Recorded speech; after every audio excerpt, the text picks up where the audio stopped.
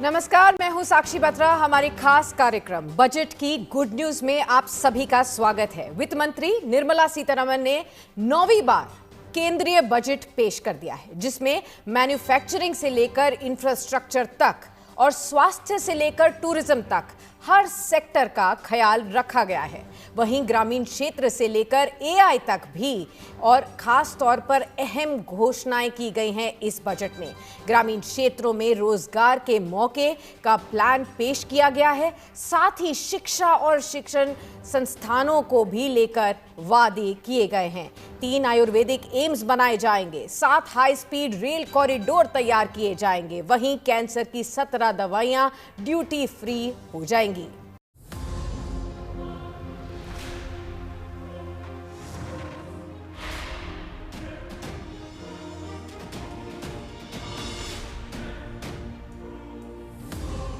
आज आम बजट पेश किया गया और पूरे देश की निगाहें वित्त मंत्री निर्मला सीतारमण पर टिकी थी। हर कोई उम्मीद लगाए बैठा था कि उनके लिए बजट के पिटारे में क्या खास होगा। तो इस बार देश के विकास को रफ्तार देने के लिए वित्त मंत्री निर्मला सीतारमण ने बजट में खास तैयारियां कर रखी थी।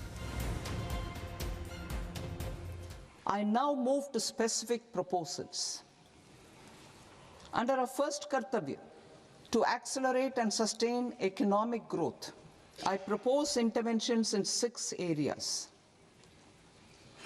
1. Scaling up manufacturing in 7 strategic and frontier sectors. 2. Rejuvenating legacy industrial sectors. 3. Creating champion MSMEs. 4. Delivering a powerful push for infrastructure. 5. Ensuring long-term security and stability. And 6. Developing city economic regions. केंद्रीय budget में health sector को सौगात दी गई, तो वहीं नौकरियों, local growth के लिए टूरिज्म पर फोकस किया गया। शहरों में नए इकोनॉमिक जोन बनाने की भी बात कही गई। कैंसर, शुगर से जुड़ी दवाइयां सस्ती होंगी। 7 दुर्लभ बीमारियों की दवाइयां भी ड्यूटी फ्री घोषित हुई हैं।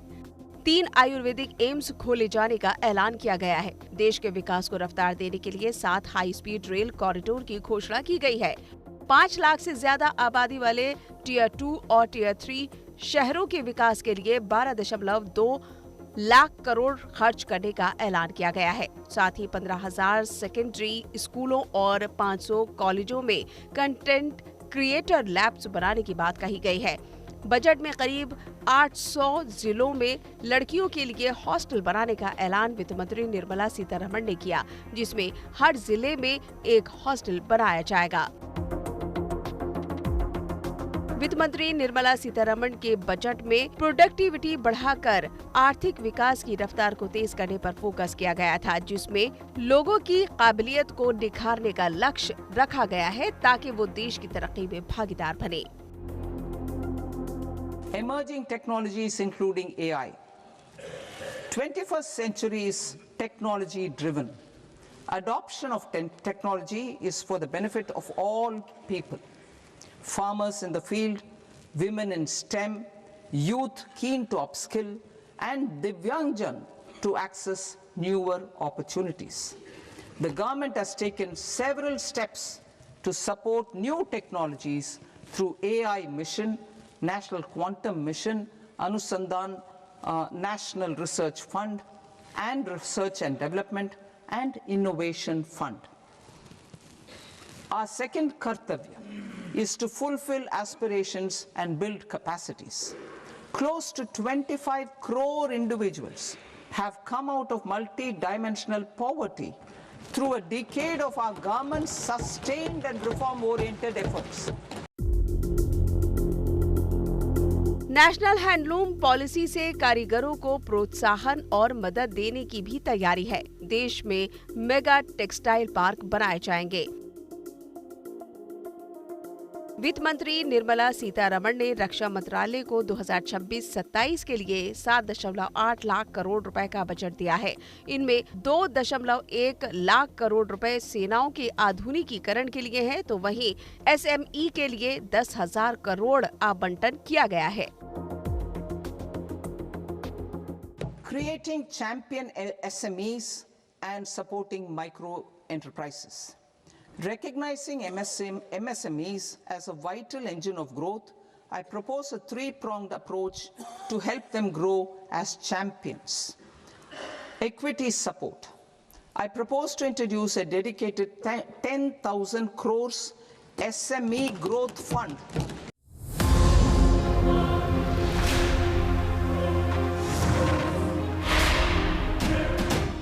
इनकम टैक्स स्लैब में कोई बदलाव नहीं किया गया। हालांकि रिवाइज्ड रिटर्न फाइल करने के लिए 3 महीने का ज्यादा समय दिया गया, यानी अब 31 दिसंबर के बदले 31 मार्च तक रिवाइज्ड रिटर्न फाइल किया जा सकता है। वहीं ITR 1 और ITR 2 को फाइल करने की डेडलाइन 31 जुलाई रहेगी। न्यू इनकम टैक्स एक्ट 1 अप्रैल 2026 से लागू होगा। फॉर्म भी रीडिजाइन किए गए हैं ताकि आम आदमी आसानी से उन्हें भर सके। Bureau report, good news today.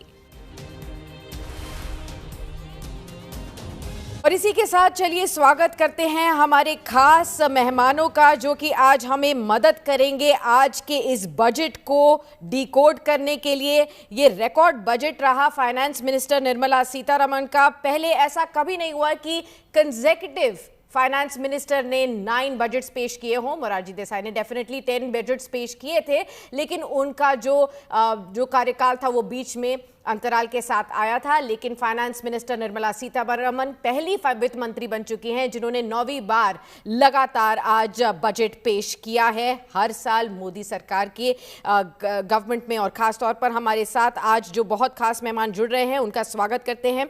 विश्वास पानीजर हैं हमारे साथ, फाउंडर स्वास्थ्य बिजनेस एडवाइजर्स के। साथ ही साथ हमारे साथ मिस्टर प्रतीक रस्तोगी हैं, ये हैं CEO और को फाउंडर बेटर न्यूट्रिशन के। स्वागत है आप दोनों का ही हमारे आज के खास कार्यक्रम में। विश्वास जी, सबसे पहले मैं आपके पास आना चाहती हूं। एक आम आदमी के तौर पर अगर देखा जाए तो कैसा रहता है ये बजट? आप on a scale of 1 to 10 भी अगर जज करके बताना चाहे तो ये बजट कैसा रहा? मेरे हिसाब से मैं इसको 8 का मूल्यांकन देना चाहूंगा। चाहे ये पॉपुलिस्ट नहीं है, क्योंकि पहला ध्यान लोगों का टैक्स रेट वगैरह पे जाता है, सो उसमें काफी छूट पिछले सालों में आ चुका है। सो ये उस तरफ की डायरेक्शन में नहीं है। अबे हमें जो है आपका फाउंटेन, आपका पाई कितना बड़ा हो सकता है उसकी तरफ ध्यान देना चाहिए। तो उस हिसाब से मैन्युफैक्चरिंग सेक्टर, जो आपने खुद भी ओपनिंग अपने स्पीच में बोला, मैन्युफैक्चरिंग सेक्टर के लिए जो किया गया है, क्योंकि मैन्युफैक्चरिंग मैटर्स, जो इकोनॉमिक सर्वे में खुद से एक्सेप्टेंस है कि मैन्युफैक्चरिंग मैटर्स, और उसके बिना जो है जो हमारा एक्सपोर्ट डेफिसिट है वो पूरा नहीं हो सकता है। तो मैन्युफैक्चरिंग सेक्टर, स्पेशली जो स्मॉलर मैन्युफैक्चरिंग सेक्टर्स के लिए जो किया गया है वो मेरे ख्याल से बहुत अच्छा है, बहुत ही अच्छा। उसमें इनकम, आमदनी बढ़ने की, लोगों को एम्प्लॉयमेंट मिलने की, और एक ओवरऑल लेवल पे डेवलपमेंट होने का बहुत सारी उम्मीद है। सो मैं बस इस समय में फोकस ऑन दिस, तो मेरे ख्याल से ये 8 आउट ऑफ 10 में बोलूंगा इस बजट को। जी प्रतीक जी, आपके पास आती हूँ। सबसे पहले तो क्योंकि आप एक स्टार्टअप फाउंडर हैं और ख़ास तौर पर आप फार्मर्स के साथ जुड़े हुए हैं, इसीलिए मैं आपसे जानना चाहती हूँ कि ग्रामीण क्षेत्र के लिए जो भी अनाउंसमेंट्स किए गए वो कैसे लगते हैं आपको? इस बार हमने देखा कि AI से भी लिंक किया जा रहा है ग्रामीण क्षेत्र को भी, इसको आप कैसे देखते हैं? कैसे ज़मीनी फार्मर्स जो हैं, छोटे फार्मर्स हैं, उनको कैसे फ़ायदा पहुँचने वाला है? मैं भी इस बात से सहमत हूँ कि ये जो बजट है ये पॉपुलिस्ट बजट नहीं है, और इसमें कहीं पे भी ऐसे सब्सिडीज या लोन्स इन सब की बात नहीं करी गई है। बट एक्चुअल ऐसे जो इंटरवेंशंस हमारे फार्मर्स को रिक्वायर्ड थे, जो कि आगे 10 साल में हमारे फार्मर्स के लिए एक अच्छा प्रभाव क्रिएट कर सकते हैं, यहाँ पे उनकी चर्चा करी गई इस बजट में। इसमें से प्रमुख, जैसे कि आपने बोला, एक AI इंटीग्रेशन की बात हुई। आज वर्ल्ड में काफी सारे एरियाज में AI का इंटरवेंशन इंडस्ट्रीज को आगे लीड कर रहा है, बट एग्रीटेक और एग्रीकल्चर में भी इसका बहुत इंपॉर्टेंट रोल नहीं दिखा है। गवर्नमेंट ने बोला है कि जो भारत विस्तार इनकी योजना है, जहाँ पे फार्मर्स को artificial intelligence based farm advisories दी जा सकती हैं, जिससे कि वो एक उन्हें कौन से सीड्स का चयन करना है, कौन से कैसे सॉइल का प्रबंधन करना है, और इनकी किस मिश्रण से एक उनकी अच्छी खेती हो सकती है। इन सब चीजों की यहाँ पे बात करी गई है। वो भी सिर्फ गवर्नमेंट का फोकस ये भी रहा है कि अब सिर्फ पैदावार की बात नहीं करी जाएगी, बट सोच में बदलाव है कि पैदावार के आगे एक वैल्यू एडेड एग्रीकल्चर पे फोकस गया है गवर्नमेंट का, कि ऐसी फसलें उगाई जाएं जिससे कि किसानों की आय एक नेचुरल तौर पे बढ़ सके और उनकी फसल हमारे अर्बन कंज्यूमर्स और इंडस्ट्रीज की जो डिमांड है वो उस लाइन में हो। तो ये काफी अच्छा बजट मैं एक इसको मानता हूँ। जी चलिए विश्वास जी, आपके पास आती हूँ। बहुत सारे और भी हमारे पास अनाउंसमेंट्स हमें सामने देखने को मिले वित्त मंत्री की तरफ से। आपको कौन कौन से अनाउंसमेंट सबसे पसंद आए? मैं भी पिछले जो स्पीकर है, सॉरी मैं आपका नाम नहीं, वो उनके बात से सहमत हूँ। एंड मैं बहुत इंटरेस्टेड था कि ये एआई रिलेटेड क्वेश्चन जो है इसका मुझे 2 मिनट मिले बोलने के लिए, क्योंकि जो हम एक सर्विस इकोनॉमी बोला जाता है हमें, लेकिन मोस्टली जो है एआई सॉल्यूशंस जो है मेरे हिसाब से वो चीज सॉल्व करने की ज्यादातर कोशिश कर रही है। They are trying to solve a problem which does not exist. सो उसके बजाय जो हम वो प्रॉब्लम्स को और वो इश्यूज को सॉल्व करें, एआई को यूज करें, वो बिकॉज हमारे पास जो एक इंटेलिजेंट पॉपुलेशन है, इंटेलिजेंट डेमोग्राफी है, वो काफी ऐड करेगी, इसमें कोई डाउट नहीं है। जो आगे का एज, जो एआई का एज होने वाला है, और उसमें एक भारत के युवा का योगदान बहुत बड़ा होने वाला है, इसमें कोई डाउट, इसको कोई रोक नहीं सकता है। तो जो एग्रीकल्चर से रिलेटेड इश्यूज है या पोल्यूशन से रिलेटेड जो इश्यूज हैं, मैं आपके माध्यम से परहैप्स गुजारिश करूंगा, मैं एक एआई टेक्नोक्रेट नहीं हूं, लेकिन गुजारिश करूंगा कि let's concentrate on the problem which exist rather than the problem which does not exist. तो जो हमारे पास काफी पॉपुलेशन है, हम आराम से सर्विसेज को कर सकते हैं। हमारे को उसको मे बी ऑटोमेटिकली जरूरत नहीं है, हमारे को जरूरत है जो रियल वर्ल्ड प्रॉब्लम्स हैं ज्यादा, लाइक पोल्यूशन और agriculture related, productivity related, manufacturing related, उसको यूज करें अब एआई को, उसको सॉल्व करने। प्रतीक जी, आपके पास आना चाहूंगी। एजुकेशन सेक्टर को भी इस बार बढ़ावा दिया जा रहा है। फाइनेंस मिनिस्टर ने प्रपोज किया है नेशनल इंस्टीट्यूशन ऑफ डिज़ाइन को, और साथ ही साथ 5 यूनिवर्सिटी टाउनशिप्स को सेटअप करने के लिए, साथ ही गर्ल्स की एजुकेशन को बढ़ावा देने के लिए एक हॉस्टल हर डिस्ट्रिक्ट में इस्टेब्लिश किया जाएगा। साथ ही साथ विमेन के लिए खासतौर पर शी करके एक प्लेटफॉर्म लॉन्च किया जा रहा है। क्योंकि आप एक एंटरप्रेन्योर हैं, आप इसको अच्छे खासे तरीके से समझ सकते हैं कि जो भी औरतें हैं और अपना कुछ एक छोटा एंटरप्रेन्योर खोलना चाहती हैं, छोटे बिजनेस खोलना चाहती हैं, उनके लिए एक सेल्फ हेल्प एंटरप्रेन्योरियल एक एस्पेक्ट खुलने वाला है। इसे आप कैसे देखते हैं? नहीं, this is definitely a step in the positive direction. और मैं उत्तर प्रदेश के स्टेट से बिलोंग करता हूँ। मेरी जो कर्म भूमि है वो उत्तर प्रदेश है, और यहाँ पे हम डेफिनेटली देखते हैं कि जो यहाँ के युवा हैं, यहाँ की महिलाएं हैं, और वो जो एंटरप्रेन्योरशिप का एक जो दौर है वो वहाँ पे कहीं ना कहीं वो पीछे छूट जा रही है। ज्यादातर एंटरप्रेन्योर स्टार्टअप्स इस वक्त मेट्रोज में से बिल्ड होने हैं, बट अभी इन उत्तर प्रदेश में, specially central eastern Uttar Pradesh में, स्टार्टअप्स और एंटरप्रेन्योर्स का इंटरवेंशन अभी इतना स्ट्रांग नहीं है। तो काफी स्कोप है यहाँ पे डेवलपमेंट का। तो अगर हम ऐसे एजुकेशन सेक्टर में, वो भी अर्ली एजुकेशन में, हम लोग ऐसे रिफॉर्म्स लेके आ रहे हैं, और इन स्टार्टअप्स को जो अच्छे न्यू एंटरप्रेन्योर्स हैं इनको हम अपॉर्चुनिटीज दे रहे हैं कि वो साथ में अपना स्किल डेवलपमेंट कर सकें, इंक्यूबेट हो सके, इन्वेस्टर्स के साथ में कनेक्ट हो सकें। तो ये बहुत एक अच्छा स्टेप है, बिकॉज ये हमें क्लियरली अब पता है कि जिस तरीके की ग्रोथ पिछले एक डेकेड में स्टार्टअप्स ने और एंटरप्रेन्योर्स ने लाई है, उससे जो एम्प्लॉयमेंट जनरेट किया है, जो जीडीपी पे इम्पैक्ट है, इंडिया की जो ग्लोबलाइजेशन स्टोरी वहां से एक रेडी हो रही है, यही सब हमें $1 ट्रिलियन इकोनॉमी की तरफ में एक होलिस्टिक तरीके से लेके जा सकता है। बिल्कुल। चलिए विश्वास जी, आपके पास आती हूँ। हेल्थ केयर सेक्टर को लेते हुए अनाउंसमेंट्स यहाँ पर की जा रही हैं, खास तौर पर उन लोगों के लिए, उन युवाओं के लिए जो कि हेल्थ केयर सेक्टर में अपना करियर बनाना चाहते हैं। सरकार 1 लाख एलाइड हेल्थ प्रोफेशनल्स को अगले 5 साल में ऐड करना चाहती है और 1.5 लाख केयर गिवर्स को ट्रेन करना चाहती है। बजट अनाउंसमेंट्स के जरिए 3 नए ऑल इंडिया इंस्टीट्यूट्स आयुर्वेदा के लॉन्च होने वाले हैं, निमहांस 2, साथ ही साथ डिस्ट्रिक्ट हॉस्पिटल्स की भी जो कैपेसिटी है वो 50% तक बढ़ाई जाएगी। यानी कि हेल्थ केयर सेक्टर के ऊपर अच्छा खासा फोकस देखने को मिल रहा है। इसे आप कैसे देखते हैं एक आम इंसान की लाइफ में? ये अब हमारा जो एक स्वास्थ्य का लेवल है कंट्री का, आप जब देखेंगे 15-20 साल में उसमें काफी सुधार हुआ है, लेकिन फिर भी जो है इस तरह का development both on creating capabilities like caregiver capabilities या अपने आयुर्वेदा या योगा के बारे में भी जो बात की कि मोदी जी ने पहली बार यूएन में जाकर भी योगा का जिक्र किया था, और जो एक्सेप्टेबिलिटी है आयुर्वेदा की पूरे वर्ल्ड में, हमारा it's our gift, yoga and Ayurveda is a gift जो पूरी दुनिया को हिंदुस्तान ने दिया है। तो उसमें कहीं ना कहीं शायद हम खुद ही सेल्फ डाउट में रहते हैं, हम उसको बहुत ज्यादा प्रमोट नहीं करते हैं, लेकिन इन सब इनिशिएटिव्स के कारण मेरे ख्याल से वो कमी भी पूरी हो जाएगी।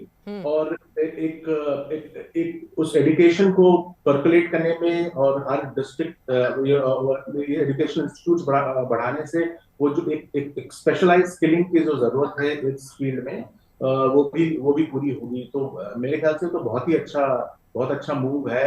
मुझे नहीं लगता है कि कोई उसकी उम्मीद कर रहा था। तो ये बहुत ही इनोवेटिव एंड थिंकिंग है, और सरकार की तरफ से एक पल्स जो क्या रिक्वायरमेंट है, चाहे कोई उस रिक्वायरमेंट को चीख के बोल रहा हो ना बोल रहा हो, उसमें उसकी समझ है, तभी उन्होंने इस बारीक से मुद्दे पे भी ना ही बजट में बट एक बजट स्पीच में भी इसको जगह दी है। तो मेरे ख्याल से तो बहुत ही अच्छा इनिशिएटिव। जी प्रतीक जी, आपके पास आना चाहूंगी। टूरिज्म को लेकर जो अनाउंसमेंट्स हुई हैं, पिछले लगातार 1 से 2 बजट से हम लगातार देख रहे हैं कि सरकार का फोकस भारत में टूरिज्म को बढ़ाने को लेकर है। हेरिटेज टूरिज्म हो, कल्चरल टूरिज्म हो, स्पिरिचुअल और या फिर मेडिकल टूरिज्म ही क्यों ना हो, इन सभी क्षेत्रों के ऊपर लगातार फोकस रहा है। और इस बार के बजट में भी फाइनेंस मिनिस्टर ने कहा है कि 7 कॉरिडोर्स को पहले तो बनाया जाएगा, जो कि रेल कॉरिडोर्स होंगे, जिसमें मुंबई पुणे होगा, हैदराबाद चेन्नई होगा, दिल्ली वाराणसी होगा, वाराणसी सिलीगुड़ी होगा।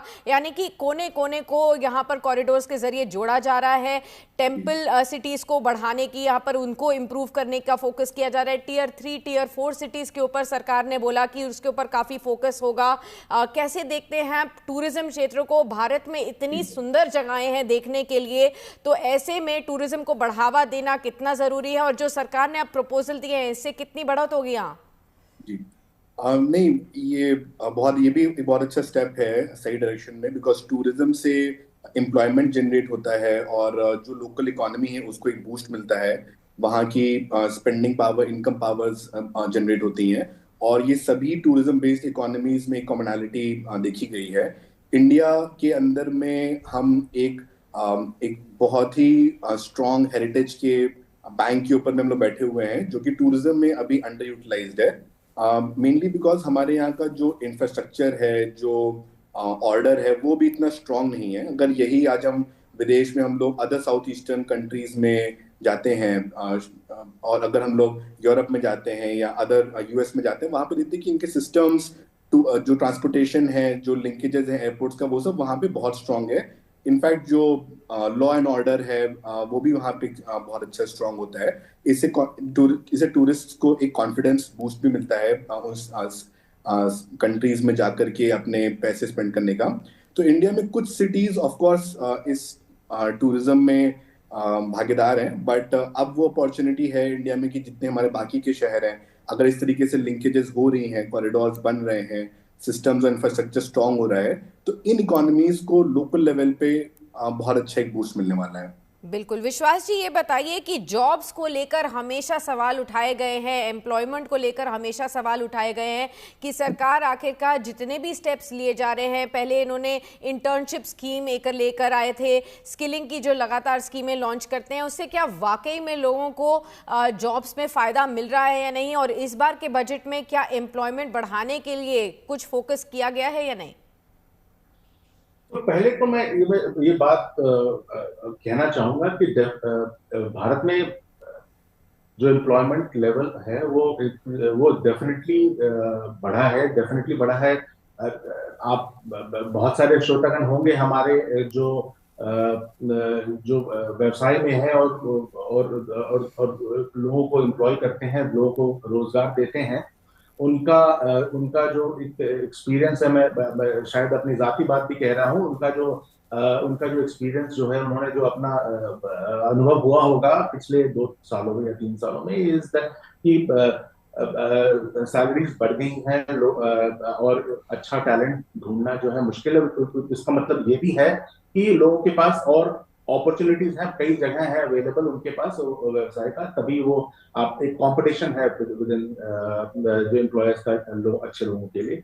तो पहले तो मैं ये क्लैरिफाई करूंगा, तो मुझे तो लगता है कि 2-3 सालों में और मे बी शायद कुछ ज्यादा ही एम्प्लॉयबिलिटी डेफिनेटली बढ़ा है इंडिया में।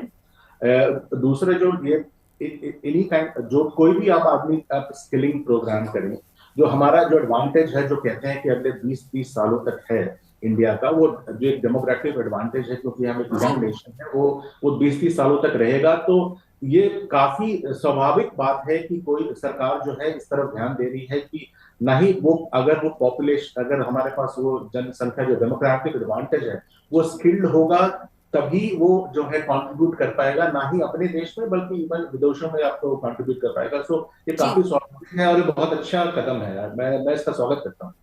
प्रतीक जी, जब हम बात करते हैं छोटे उद्योगों की, छोटे उद्योगपतियों की, एमएसएमईज एसएमईज सेक्टर के लिए, इस बार कुछ क्रेडिट आसानी से मिल पाए, उनको लोन्स आसानी से मिल पाए, और सपोर्ट जो भी उनको अपने बिजनेस के बूस्टर के लिए दिया मांग हमेशा से रहती है, क्या इस बार उनको अच्छा खासा फोकस मिला है? क्या आपको लगता है बिजनेस एनवायरनमेंट, जो ईज ऑफ डूइंग बिजनेस की हमेशा बात होती है, क्या उनके लिए चीज़ें आसान हो जाएंगी बिजनेस करना देश में? जी, आई थिंक गवर्नमेंट का फोकस सिर्फ इस बजट में नहीं, बट पिछले जितने भी बजट्स रहे हैं उसमें डेफिनेटली एमएसएमई सेक्टर के अंदर में चीज़ों को सुधार करने में, एक बेटर उनको फंड्स की अवेलेबिलिटी कराने में, ये हमेशा से रहा ही है। और ये सुधार ग्राउंड लेवल पे काफ़ी अच्छे से देखा जा रहा है। मल्टीपल डिफरेंट स्कीम्स हैं, जैसे कि हमारे जैसे जो स्टार्टअप्स हैं, आज वो स्टार्टअप इंडिया की अगर वेबसाइट और पोर्टल पे जाते हैं, वहाँ पे मल्टीपल डिफरेंट ऐसे प्रोग्राम्स हैं जहाँ पे इन सबको यूनिफाई भी किया गया है जहाँ पे कि आप जाकर के अगर आपको क्रेडिट की रिक्वायरमेंट है, इंक्यूबेशन की रिक्वायरमेंट है, आप गवर्नमेंट की अलग अलग प्रॉब्लम स्टेटमेंट्स में आप कर सकते हैं। गवर्नमेंट का जो जेम पोर्टल है, वहाँ पे जाकर के अब आप अलग अलग इंडस्ट्रीज को आपको कस्टमर्स और क्लाइंट्स मिल सकते हैं। तो काफी सारे स्टेप्स इसमें ऑलरेडी लिए गए हैं, और जो अच्छे एंटरप्रेन्योर्स हैं वो आज में, और जो वो इन सब चीज़ों में पार्टिसिपेट करके अपने बिजनेस को ग्रो कर सकते हैं। और जो जॉब्स में हैं और एंटरप्रेन्योर्स बनना चाहते हैं, वो भी इन सब सेक्टर्स को देख करके अच्छे नए बिजनेस आइडियाज जनरेट कर सकते हैं, जो कि गवर्नमेंट ऑफ इंडिया को उनकी प्रॉब्लम्स, जो रियल प्रॉब्लम्स हैं, उनको सॉल्व करने में भी हेल्प करते हैं। बिल्कुल। विश्वास जी, ये बताइए कि खास तौर पर टैक्स रिलेटेड अगर हम अनाउंसमेंट्स को देखें, पिछली बार जिस तरीके से अनाउंसमेंट्स हुए थे पर्सनल टैक्सेशन को लेकर, बहुत राहत की खबरें आई थी। 12-12.5 लाख की जो भी इनकम वाले टैक्स पेयर्स थे, उनके ऊपर काफ़ी एग्जेम्पशन के तौर पर उनको अब कोई टैक्स नहीं देना था। उस तरीके का कोई अनाउंसमेंट नहीं आया। क्या वाकई में इंडिविजुअल टैक्सेशन को लेकर कोई भी अच्छी खबर यहाँ पर देखने को मिली? देखिए, मैं शायद मैं आपके पहले सवाल में मैंने इसका जवाब देने की कोशिश की थी। तो पिछले साल ही जो आपने जैसे कहा कि 12 लाख और तक कोई टैक्स नहीं होता है एक इंडिविजुअल को, और सैलरीड एम्प्लॉय हो तो तकरीबन 12,75,000 तक कोई टैक्स नहीं होता। ये ये स्तर जो है टैक्स का, ये काफी ज्यादा, ये हम ना समझो 1 लाख रुपए महीने के का इनकम तक जो है आपके पास कोई टैक्स नहीं है, तो ये काफी बड़ा जो काफी राहत पहले मिल चुकी थी। इस बार नहीं है कोई भी राहत, इंडिविजुअल टैक्स रेट लेवल पे कोई राहत नहीं है। इसलिए मैंने बोला कि मोस्टली आपके इनकम बढ़ाने की कोशिश होनी चाहिए रादर देन टैक्स कम करने की। तो वो पिछले साल टैक्स कम करने की कोशिश की जाती है, आपके पास जो है रुपए ज्यादा हो खर्च करने के लिए, लेकिन ये बजट मेरे हिसाब से आपकी आमदनी बढ़ाने के लिए है, न कि आपके टैक्स को, इंडिविजुअल के टैक्स के को कम करने की। तो ये होना चाहिए, क्योंकि आप देखेंगे कुल मिला के जो है इफेक्ट जो है वो सेम होगा कि अगर आपकी आमदनी बढ़ेगी तो आपके पास, अगर आपने टैक्स पिछले साल के लेवल पे ही दे दी जो कि ऑलरेडी काफी कम है, तो आपके पास डिस्पोजेबल इनकम ज्यादा होगा। तो टैक्स के लिए कुछ नहीं है, इनकम टैक्स के लिए स्पेसिफिकली कुछ नहीं। ठीक है प्रतीक जी, आपके पास आना चाहूंगी। इस बार का जो बजट पेश हुआ है काफ़ी ज़्यादा एक कॉम्प्लिकेटेड एनवायरनमेंट में पेश किया गया है, जहां पिछले 1 साल से दुनिया भर से काफ़ी नेगेटिव इम्पैक्ट इंडियन मार्केट्स को फेस करने पड़ रहे हैं, इंडिया को फेस करने पड़ रहे हैं। यूएस की तरफ से टैरिफ्स का दबाव आया जिसकी वजह से काफ़ी इम्पैक्ट पड़ा। एक्सपोर्ट करने वाली जितनी कंपनियां हैं उनके ऊपर काफ़ी असर आया। अगर हम देखें तो जियोपॉलिटिकल टेंशन्स बढ़ती चली जा रही हैं, जिसे देखते हुए हमने देखा था सोना चांदी कितनी तेज़ी से बढ़ गया था, एक डर का माहौल था, नर्वसनेस का माहौल था। क्या इस बजट में कोई भी ऐसे कदम उठाए गए हैं जिससे भारतीय इकोनॉमी बाहर होने वाली कोई भी हलचल से, वॉलेटिलिटी से अपने आप को बचा पाए? और जिस तरीके से आए दिन डोनाल्ड ट्रंप कोई भी स्टेटमेंट्स बोलते हैं, किसी भी तरीके से चीज़ों में बदलाव हो रहा है, उसको देखते हुए भारत के ऊपर उतना इम्पैक्ट ना पड़े या हम अपने आप को प्रोटेक्ट करके चल पाए? जी, आई थिंक एक बहुत कमेंडेबल बात है हमारी गवर्नमेंट की कि डिस्पाइट ये जितने भी ग्लोबल जियोपॉलिटिकल टेंशन्स रहे हैं, उसके बाद हमने एज अ कंट्री काफी स्ट्रॉन्ग रेजिलियंस दिखाया है इस एनवायरनमेंट में। और इतने सारे टैरिफ्स होने के बाद में एक डिफिकल्ट सर्कमस्टांसेस में भी हम कंटिन्यूसली एक ग्रोथ स्टोरी प्रेजेंट कर रहे हैं वर्ल्ड के सामने। तो इससे ये बात क्लियर होती है कि ये जितने भी फैक्टर्स हैं वो सिर्फ इंडिया की ग्रोथ स्टोरी को आगे बढ़ने से नहीं रोक सकते हैं। और डेफिनेटली जो बजट है उसके अंदर में भी आप देखते हैं कि इंटरनल जो हमारी बैकबोन है, जैसे कि एग्रीकल्चर है, उस एग्रीकल्चर है, हेल्थ को, इन सबको स्ट्रेंथन करने पे काम किया गया है।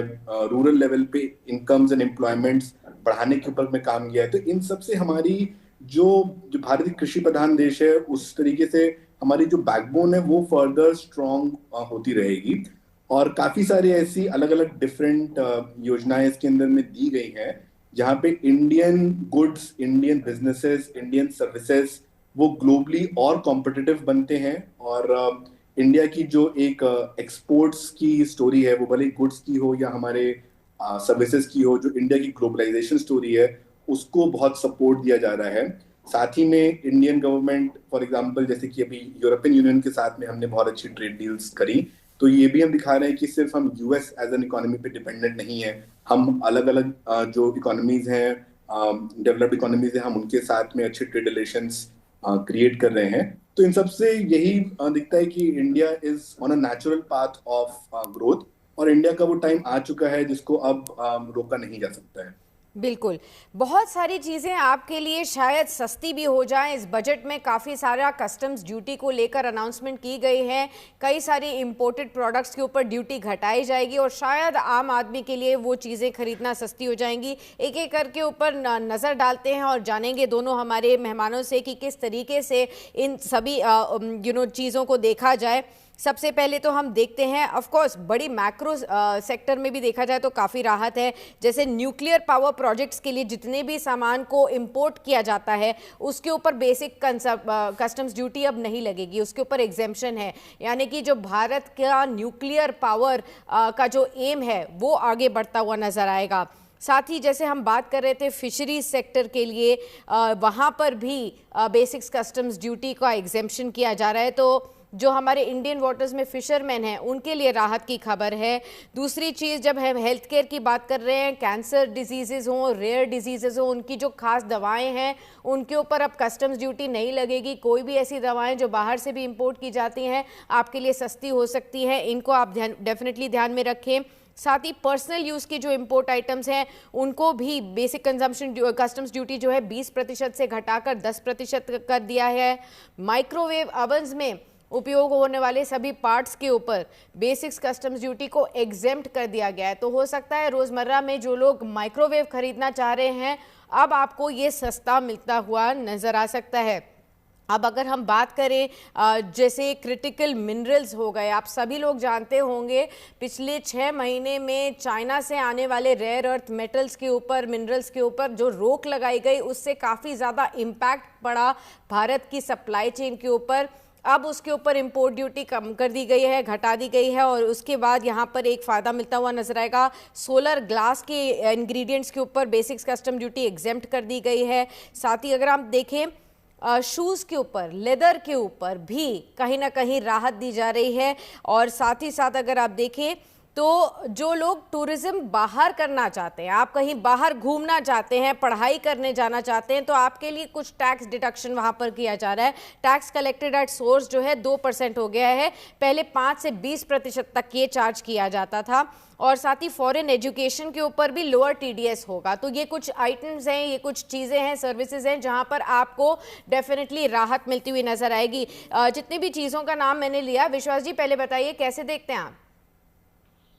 बहुत अच्छा। तो मैं काफी मैं सहमत हूँ आपसे। जो पहली चीज जो मैं बात करना चाहूंगा, तो बारीक बात है और स्पेसिफिक बात है, लेकिन क्योंकि आपने लास्ट में बोला मेरी स्पेशलाइजेशन भी है, तो जैसे आपने कहा कि जो टीसीएस है वो फॉरेन ट्रैवल पे कम किया गया है। तो ये चीज जो है, मैं पिछले 2 सालों से मैं मीडिया में ये बात कर रहा हूँ, क्योंकि हम एक प्राथमिक तौर पे हम एक मिडिल क्लास सेगमेंट वाली कंट्री हैं। तो लोग जो हैं बाहर ट्रैवल करने, वो आप देखेंगे जो ग्रुप टूर्स होती हैं वो ज्यादातर जो है रिटायर्ड लोगों की होती हैं, या फिर वो लोगों की होती है जो जरूरी नहीं है कि उनकी वो कामकाजी लोग हैं। अब वो जब टूर बुक करें और उनका एक टीसीएस कलेक्ट हो जाए, तो ये एक प्रॉब्लमेटिक बात थी। उसका दर कम किया गया है, ये बहुत अच्छी बात है। हेल्थ केयर के लिए अगर वो बाहर जा रहे हैं उसमें भी टीसीएस का जो दर कम किया गया है, मेरे ख्याल से ये बहुत अच्छी बात है। आपने जो कस्टम ड्यूटीज में जो रिलीफ की बात की, देखिए ये जो जियो पॉलिटिकल सिचुएशन है इसका मोस्टली रिएक्शन होता है। जो आप बहुत कुछ चेंज हो रहा है, जो ये भारत ही नहीं सारे कंट्रीज ये बात कर रही हैं, जिसको आज ट्रम्प इफेक्ट बोलते हैं, वो सब लोग बात कर रहे हैं। तो कुछ ना कुछ डायनेमिज्म आपको उसमें दिखेगा। एक मुद्दा है जो शायद हमने अभी तक इस कार्यक्रम में कवर नहीं किया है, जो इंफ्रास्ट्रक्चर या मैन्युफैक्चरिंग में जो बहुत बड़ा पुश दिया गया है, वो एक टेक्सटाइल मैन्युफैक्चरर्स को दिया गया है। कुछ पार्क बनाए जाने की बात की गई है। वो एक डायरेक्ट इफेक्ट है। आपने जो देखा होगा जो ईयू डील था उसमें जो गारमेंट मैन्युफैक्चरर्स के लिए मेजर एडवांटेज है। तो ये बहुत काफी एक्सपेक्टेड था कि हम एक गवर्नमेंट जो है रेसिप्रोकल बेसिस पे उसमें कस्टम ड्यूटीज में रिलीफ लेगा और हम अपना इंफ्रास्ट्रक्चर डेवलप करेंगे। बांग्लादेश जो है आज की तारीख में जो है गवर्नमेंट मैन्युफैक्चर में इतना आगे बढ़ गया है, वो सिर्फ एक समय समाप्त होने वाला है इस शो पर, हमें आपको यही रोकना होगा। विश्वास जी थैंक यू सो मच अपने इनसाइट्स के लिए। प्रदीप जी आपका भी बहुत बहुत शुक्रिया। तो बजट जो है वो पेश हो चुका है साल 2026 का और कई सेक्टर्स के लिए यहाँ पर गुड न्यूज़ देखने को मिली है। इसके बारे में और भी बारीकी से जानने के लिए आज दिन भर आप जुड़े रहें गुड न्यूज़ टुडे पर।